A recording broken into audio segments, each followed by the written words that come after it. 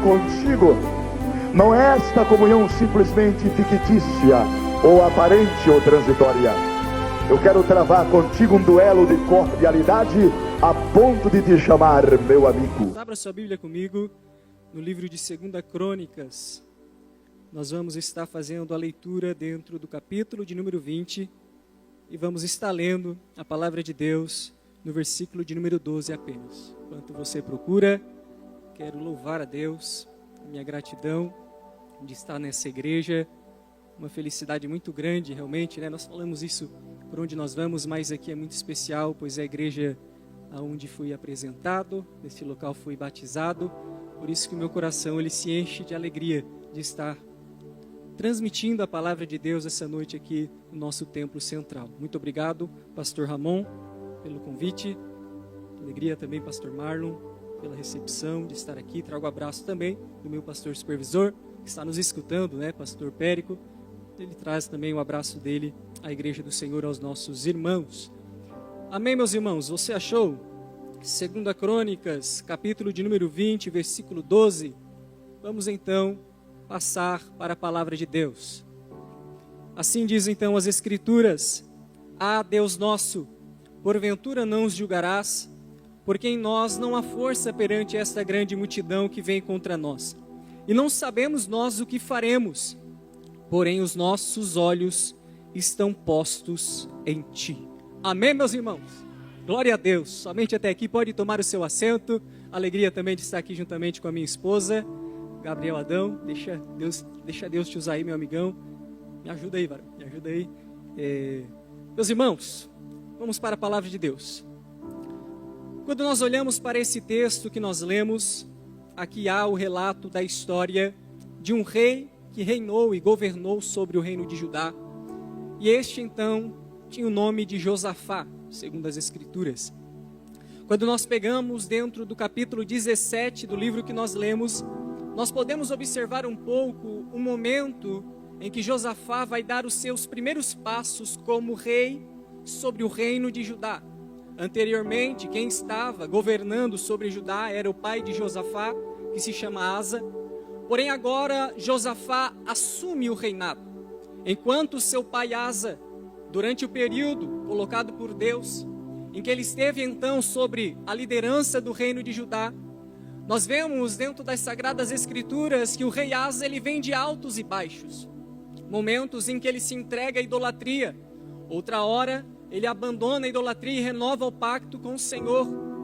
Futuramente, ainda no findar da sua vida, após ficar doente, as Escrituras vão falar que Josafá, ao invés de buscar socorro, Asa, ao invés de buscar socorro em Deus, ele vai buscar o socorro dos médicos. E nós observamos que Josafá, vendo seu pai, vai extrair lições com seu pai Asa, que serviu a Deus e outra hora também serviu a falsos deuses e a ídolos. Mas quando nós observamos o início da trajetória de Josafá agora como rei de Israel, o texto bíblico vai fazer questão de nos mostrar as duas decisões de Josafá que são principais, que são essenciais para a sua vida, para o seu ministério e para aquilo que o texto, a Bíblia Sagrada vai deixar registrado a nós a respeito desse homem. Quando nós lemos a palavra de Deus, nós temos que ler com os olhos espirituais abertos para que nós possamos extrair as lições e as verdades espirituais que o Senhor quer falar ao nosso coração, pois é por isso que cada história, cada palavra está incluída dentro do cânon bíblico, para que nós possamos ler, extrairmos lições dela e sermos edificados com a palavra do Senhor. E com Josafá nós conseguimos aprender algo maravilhoso, pois no versículo de número 3, o início do texto vai falar o seguinte, capítulo 17, versículo 3, começa falando assim: E o Senhor foi com Josafá. E é interessante aqui, porque primeiro começa dizendo que o Senhor foi com Josafá, e depois nós entendemos o porquê o Senhor foi com Josafá. E aqui nós aprendemos de que forma e através de que decisão é possível que o Senhor vá conosco aonde nós irmos e aonde nós pisarmos. E é maravilhoso quando nós observamos a forma como, e o motivo, a razão por qual Deus vai com Josafá. Quando nós lemos no versículo de número 3 dizendo, porque Josafá andou nos primeiros caminhos de Davi seu pai, e aí vai falar o texto, e não buscou Baalins. Aqui está então a primeira decisão de Josafá. Josafá não buscou Baalins. Quando nós pegamos o significado dessa palavra Baalins, são algumas divindades que então eram cultuadas por povos antigos e principalmente pelos cananeus. Então Baalins basicamente é o plural de Baal. Quem nunca ouviu falar a respeito do Deus Baal, ou falso Deus Baal, que levou tantos homens e mulheres que deviam adoração exclusiva a Deus. Então a comparação aqui que nós precisamos entender é que Josafá não buscou Baalins, ou seja, ele não buscou falsos ídolos, ele não buscou aquilo que o afastava de Deus. Quando nós olhamos para a palavra de Deus, e nós conseguimos perceber isso, ídolos como tudo aquilo que ocupa o lugar que é de Deus. Por isso que Deus, ele se irava quando Israel, que deveria adorar somente a Deus, se voltava para adorar falsos deuses. E a primeira decisão de Josafá que vai fazer com que Deus seja com ele, é principal, é que Josafá não adoraria, não buscaria, não se entregaria a falsos ídolos, ele não renunciaria à exclusividade da sua adoração. E eu vim falar isso para você, meu irmão, não negocie aquilo que é precioso que há em você, o nome de Jesus Cristo, a qual nós, igrejas do Senhor, devemos adoração exclusiva a Ele. Aleluia.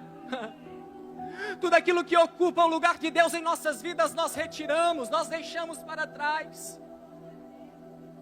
E aqui está, no versículo 4, nós aprendemos a segunda decisão de Josafá, que vai fazer então com que Deus seja com ele.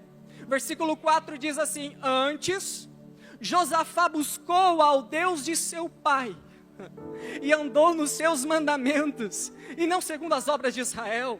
Aqui a palavra de Deus está nos mostrando que o segredo para que Deus seja conosco, primeiramente, renunciar os ídolos. Segundo, buscar ao Deus verdadeiro, ao único Deus, aquele que está presente em nosso meio, aquele que te chamou, aquele que te escolheu, aquele que entregou o seu Filho por amor à sua vida, aquele que é Jesus Cristo. E eu adorei aqui a forma como foi conduzido o culto.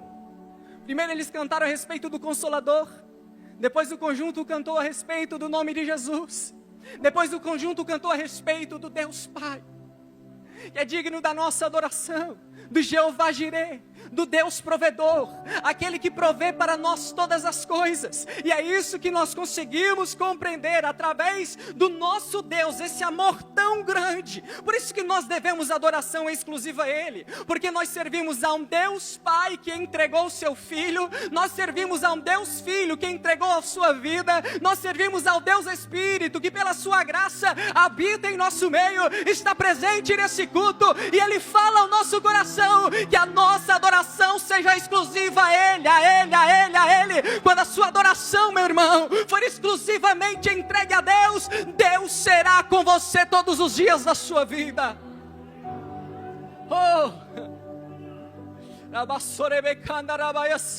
Quando nós tomamos a decisão de renunciar os ídolos e viver para Deus, Deus nos leva também ao cumprimento do chamado dEle para a nossa vida. E é pregador, é. Versículo de número 5, olha que interessante. Após a decisão de Josafá, olha o que vai falar o texto. E o Senhor, vamos lá, versículo 3. Josafá não buscou a ídolos, Josafá buscou exclusivamente ao Deus de seu pai. E versículo de número 5. E o Senhor confirmou o reino nas suas mãos. Há tantos que governaram, que o Senhor não foi com eles. Há tantos reis que passaram, principalmente em Israel Norte, até mesmo no reino de Judá, que o Senhor não confirmou o chamado deles. Que nós possamos encontrar, que o Senhor possa encontrar em nós, e testificar, e confirmar o nosso chamado. Você tem altar aí, foi ministrado essa noite. Você tem altar aí? Como é que está o seu altar? Está entregue a ídolos também, ou está entregue exclusivamente a Deus? Quando o nosso altar é exclusivo a Deus, Deus testifica, Deus testemunha, Deus confirma o seu ministério, Deus confirma o teu chamado, Deus confirma aquilo que Ele tem na sua vida. Não é mérito nosso, mas é a graça, a bondade, a misericórdia de um Deus santo que nos chama essa noite para mais perto dEle. Oh Jesus, fala conosco. E aqui está a decisão de Josafá, que permite que ele, primeiramente, renuncie, ok, se aproxime de Deus exclusivamente buscando ao Senhor nosso Deus. E isso leva Josafá então ao cumprimento. Por isso que nós observamos dentro dos evangelhos, quando nós falamos a respeito do Cristo como aquele que despiu-se de sua glória. O que é isso? Nós aprendemos a respeito de um Cristo que despiu-se da sua glória, vestiu a pele humana e transmite através da sua palavra aos seus discípulos falando: e quem quiser me seguir, negue-se a si mesmo, tome a sua cruz e siga-me. Repara que a decisão inicial do evangelho, ela já começa com renúncia da nossa antiga vida e uma entrega verdadeira pelo Deus verdadeiro, deixando para trás todo embaraço, as coisas que para trás ficaram, e mantendo firme os nossos olhos no alvo, que é Jesus Cristo. Paulo renuncia a todas as suas antigas convicções que o faziam perseguir a igreja, para viver o chamado que o Senhor tinha na vida dele. Quando nós observamos Pedro, Tiago, João, André, alguns dos discípulos, eles precisaram abandonar o barco, as redes, os remos, para seguir o chamado de discípulos, apóstolos que Deus tinha na vida deles. O que é isso, pregador? Nós estamos aprendendo aqui que para viver o chamado de Deus, é essencial renunciar os ídolos. Renunciar o que nos afasta de Deus, renunciar aquilo que nos arranca, aquilo que nos tira do foco. Josafá então, ele renuncia os balins, ele se volta para Deus e Deus confirma o seu chamado. Eu vim falar para você essa noite que toda renúncia valerá a pena. Oh querido, não olhe para trás não. Não olhe para trás não, toda renúncia valerá a pena, o Senhor está te contemplando. E tem gente que às vezes se encontra dentro de uma crise existencial, porque está passando por um período de silêncio, mas o Senhor fala ao vosso coração: foi eu que te chamei, foi eu que te escolhi, não olhe para trás. Oh, glória a Deus. Toda renúncia valerá a pena quando nós temos a confirmação desse Deus Criador dos céus e da terra, quando Ele se agrada de nós. Então Josafá, ele já começa o seu reinado colocando Deus como primeiro, Deus como principal, ok. Tenho que correr um pouquinho aqui. No versículo de número 9, é interessante isso, porque quem conhece o texto do que fala o capítulo 20, acha que é simplesmente aquilo, mas Josafá, ele prepara o povo para aquilo que aconteceria. No capítulo 17, versículo 9, é interessante porque Josafá, ele vai juntar alguns príncipes, vai juntar alguns levitas, e eles vão percorrendo por todo o território de Judá, ensinando a respeito da lei do Senhor, da palavra de Deus. E é maravilhoso que nós observamos a preocupação de Josafá na palavra. Então, o início da trajetória de Josafá é maravilhoso, irmão. Quando nós lemos aqui, parece que nós estamos vendo Josafá em seu primeiro amor, esse termo que nós utilizamos. Mas no capítulo de número 18, e a partir daqui, é interessante que a palavra de Deus vai destacar a respeito de duas pelejas, de duas batalhas que acontecerão. Uma começa-se então no capítulo 18, e a outra será no capítulo 20. E é interessante porque o capítulo 18 então vai destacar um período de tropeço na vida de Josafá, e é somente esse que a Bíblia dá o destaque. E é interessante porque Josafá agora, ele sai do seu reino de Judá, e ele vai para o reino de Israel. Israel estava dividido, Israel norte, Judá sul, capital de Israel, Samaria. Josafá vai então até Samaria, e o rei de Samaria era o tão terrível, o tão temido rei Acabe. Aquele que perseguia, maltratava e humilhava os profetas.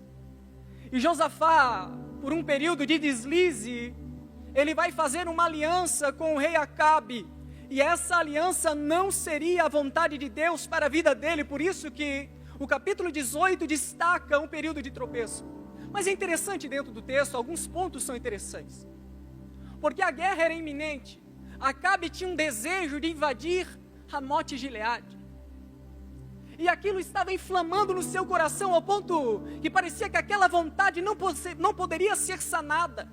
É aquele tipo de pessoa que coloca algo na cabeça e parece que não tem nada que pode tirar. Está totalmente fora da direção de Deus, mas colocou na cabeça. Cuidado com isso, irmão. Esse era o sentimento na mente de Acabe, totalmente longe de Deus. E aí ele consulta Josafá. Josafá, como nós observamos até aqui, era um homem temente a Deus. Ele fala que precisa então consultar a vontade de Deus antes deles tomarem a decisão de invadir Ramote e Gileade e tomar aquele espaço. E aí Acabe, ele chama os seus profetas, não os profetas de Deus. Acabe começa a chamar alguns profetas, se não me falham, se apresentam 400 homens diante de Acabe, e eles começam a profetizar: vai lá em Ramote e Gileade que o Senhor vai dar nas suas mãos. A vitória já é de vocês, está garantida. Quando Josafá escuta aqueles homens, ele se questiona: mas não há profeta verdadeiro por aqui? O aviso já estava dado, os profetas levantados eram falsos profetas. Mas ele estava tão cegado por aquela aliança que ele permanece ao lado de Acabe. Aí Acabe chama um profeta chamado Micaías. Micaías chega até a presença deles e de uma forma sarcástica, a primeiro momento, ele vai até falar em prol do rei, porque assim foi mandado a fazer por um mensageiro. Mas quando o Acabe manda ele profetizar verdadeiramente aquilo que o Senhor estava falando, nós vemos que Micaías começa a profetizar que o Senhor não estava com eles naquela peleja. Então aqui já há a manifestação da vontade de Deus para eles na primeira peleja. Se havia uma batalha iminente, Deus já havia revelado a vontade deles para Josafá e Acabe, através de Micaías, que não era para eles invadirem.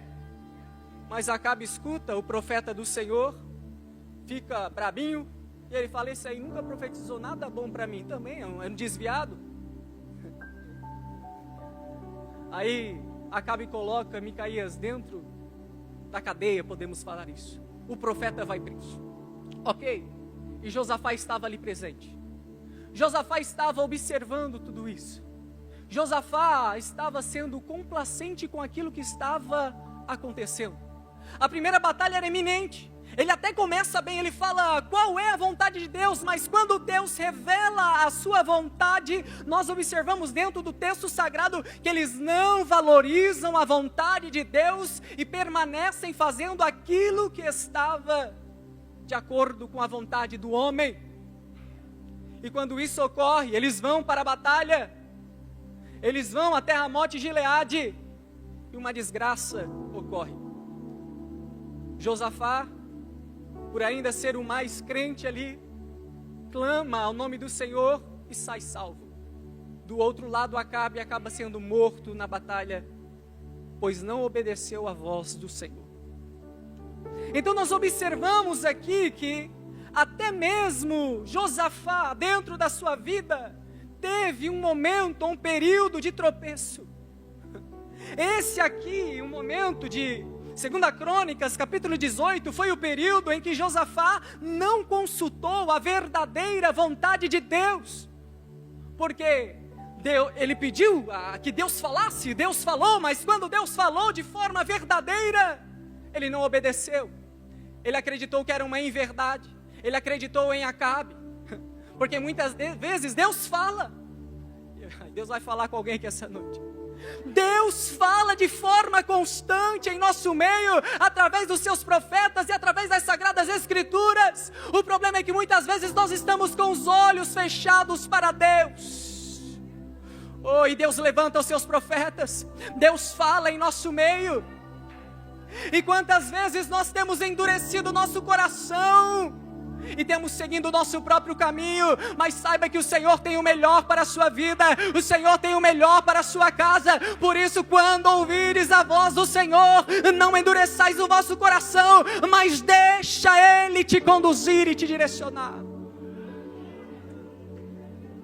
Acabe é morto. Quando Josafá volta então para Jerusalém, reino de Judá, nós vemos que de forma imediata o Senhor já vai levantar um profeta e vai até a presença dele, e já vai falar que ele tinha feito coisa errada. Mas Josafá, ele se arrepende, e ele torna a fazer aquilo que é bom diante de Deus. E aqui é o que nós precisamos para entrar dentro do capítulo 20, eu encerro. Depois do tropeço de Josafá, agora vem a segunda peleja. A primeira, Josafá saiu derrotado. A segunda peleja já havia passado por um aprendizado. No capítulo de número 20, agora não é Josafá que vai de frente aos seus inimigos, mas é os seus inimigos que vêm até Josafá. Vêm os filhos de Moabe, filhos de Amon, e eles chegam até a porta. E é interessante isso, porque uma vida de altos e baixos, como nós observamos agora, de fidelidades e também de tropeços, dentro do contexto de Josafá, também é uma vida marcada por pelejas. Não pensamos nós que a nossa vida nessa terra será somente um ok, tudo certo, tudo bom. Muitas vezes nós passamos por momentos de pelejas. As batalhas da vida, as guerras da vida, fazem parte daqueles que vivem numa terra caída. Nós ainda não estamos vivendo sob o governo consumado de Cristo. Então Deus, ele não prometeu a ausência de batalha, mas Deus, ele promete estar conosco, como nós vemos lá no início da trajetória de Josafá, em cada uma das nossas guerras e das nossas batalhas. Mas para isso há algumas ações a serem tomadas, há algumas ações a serem feitas. É interessante porque o sofrimento, ele deixa tantas pessoas preocupadas, ele deixa tantas pessoas angustiadas. Mas quando nós olhamos para o apóstolo Paulo, em 2 Coríntios, capítulo 12, versículo 10, ele vai dizer: sinto prazer nas fraquezas, nas injúrias e nas necessidades, nas angústias por amor de Cristo, porque quando estou fraco, então sou forte. O que é isso? É o mesmo apóstolo Paulo que vai dizer que o sofrimento do tempo presente não pode ser comparado com a glória que há de ser revelada em nós. Se os inimigos estão à porta, se a peleja se aproxima, não é para nós desanimarmos, ficarmos entristecidos ou virarmos as costas para Deus, mas diante do sofrimento há de chegar o momento em que a glória de Deus será manifestada através do milagre dele, na sua vida, na sua casa, na sua família. Entendamos o sofrimento que nos vem. Aleluia. Então a peleja está à porta, os inimigos estão se aproximando, e aqui nós observamos a resposta de Josafá à peleja. Como ele reagirá agora? E eu falo correndo aqui, no versículo de número 4 ou 3, Josafá, ele temeu e pôs-se a buscar ao Senhor, e apregoou jejum em toda Judá. Aqui nós conseguimos já observar alguns pontos que Josafá vai começar a fazer, algumas respostas que ele dá à peleja que estava na sua porta. Se na primeira vez ele buscou a vontade de Deus, Deus falou e ele não obedeceu, na segunda peleja Josafá, ele se põe a buscar a vontade de Deus novamente. E não somente ele, mas ele coloca todo o reino de Judá a se prostrar diante de Deus, para que Deus os desse uma direção. Repare, meu irmão, que ele não age de uma forma precipitada. Repare, meu irmão, que ele não age de uma forma errada, mas ele primeiro busca e consultar a vontade de Deus para a sua vida, para o seu território, onde ele estava. Por isso que ele vai buscar ao Senhor. Segundo, ele vai levantar o jejum em toda a Judá. E aí mais na frente nós observamos versículo 6, que Josafá, ele começa a orar a Deus. ele começa a clamar a Deus, ele começa a buscar incessantemente, ainda mais forte, pela presença de Deus. É por isso que as pelejas vêm, é por isso que muitas vezes o sofrimento vem. Não é para nos parar, não é para nós ficarmos desanimados, é para que nós possamos dobrar os nossos joelhos e a gente reconhecer que se não for a graça, a bondade, a misericórdia de Deus, nós não somos nada. Por isso que Josafá vai dizer no versículo 12: ah, meu Deus, porventura não os julgarás, porque em nós não há força perante esta grande multidão que vem contra nós. Ou seja, nós não sabemos o que fazer, nós não temos força, porém os nossos olhos estão postos em Ti. Oh, querido, o sofrimento que vem sobre as nossas vidas é para que nós reconheçamos que nós precisamos da graça, da bondade, da misericórdia de Deus. A peleja, os inimigos se levantam, Satanás se levanta para te derrubar, mas é para que nós possamos buscar de joelhos pela presença de Deus e manter os nossos olhos voltados para o alto, a presença de Jesus. Aleluia. Então nós vemos que a profunda busca da nação de Judá pela presença, pela direção de Deus, ela é marcada por jejum, por oração, por clamor, por adoração, por quebrantamento. Isso é maravilhoso demais. Se o meu povo, que se chama pelo meu nome, se humilhar e orar, pregador, a peleja está grande, a batalha é difícil, parece que eu não vou sair vencedor, mas se o Senhor está contigo, irmão, se o Senhor está contigo, não há o que temer. Quando nós vemos que a resposta de Josafá à peleja iminente foi a busca pela presença de Deus, Deus não deixa ele desamparado, e de forma imediata há também a resposta de Deus a Josafá, assim como Deus lhes responde essa noite também. Deus levanta um profeta chamado Jaziel, e ele se levanta dentro da congregação, e a mensagem de Deus para eles, assim como é também a mensagem de Deus para nós essa noite, é a seguinte: não temais nem vos assusteis por causa desta grande multidão, pois a peleja não é vossa, senão de Deus. Os olhos carnais veem o inimigo e imaginam que é uma batalha simplesmente carnal, mas o Senhor vem lhe dizer essa noite: não é, a vossa batalha não é contra a carne, não é contra sangue, é contra os principados, potestades, aquilo que nós não podemos enxergar, mas o Senhor é contigo, é contigo, é contigo. Enquanto você busca, o Senhor é contigo.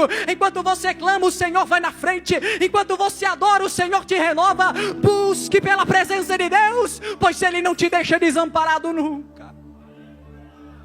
Oh, glória a Deus, glória a Deus. Oh, e que lindo, meus irmãos, o testificar de Deus aqui. E quando Josafá obedece o mandar de Deus, porque Deus fala, Deus responde, Deus fala conosco por intermédio dos seus profetas e da sua palavra. Mas agora Josafá, ao invés de seguir a sua própria intuição, como ele fez na primeira peleja, na segunda ele obedece à vontade de Deus. Ele obedece o mandar de Deus. E se Deus fala que eles não iriam pelejar, é porque Deus tinha algo grandioso para fazer. Olha, pela razão humana, vamos falar aqui de quantos anos antes de Cristo? O exército inimigo está lá fora, nós temos que fazer alguma coisa. Mas que negócio é esse de nessa peleja não tereis de pelejar? Está em pé e vede a salvação do Senhor. Como isso é possível? De que forma isso ocorrerá? E nós já vamos direto para o que aconteceu, meu irmão. Eles adoram ao Senhor. E quando eles vão em direção à peleja no deserto de Tecoa, a palavra de Deus vai dizer que o exército de Deus, você faz parte dele? Ó, como peleja o exército de Deus. Eles vão se aproximando dos seus adversários, todos armados, endiabrados, possuídos, entregues a falsos ídolos. e eles vão se aproximando, e o texto vai dizer que eles cantavam, o exército do Senhor falando: louvai ao Senhor, porque a sua bondade dura para sempre. Alguns vão falar: louvai ao Senhor, porque a sua misericórdia dura para sempre. Ai, ai, ai. Hoje é noite de adoração. Não tem aquele hino: é assim que luto as minhas guerras, é assim que nós lutamos, é de joelhos dobrados, é adorando ao Senhor, é clamando ao seu santo nome. E a palavra de Deus vai dizer que enquanto o exército do Senhor se aproximava dos seus inimigos cantando: louvai ao Senhor, porque a sua misericórdia dura para sempre, os soldados adversários começavam a se matar, os inimigos do povo de Deus iam caindo um por um, e algo extraordinário aconteceu naquele ambiente, porque quando Deus age no meio do seu povo, não é de uma forma qualquer, mas Deus faz coisas grandes, Deus faz obras maravilhosas, Deus quebra a razão humana, porque Ele é poderoso para fazer além daquilo que nós imaginamos. Se entregue em adoração ao nome do Senhor.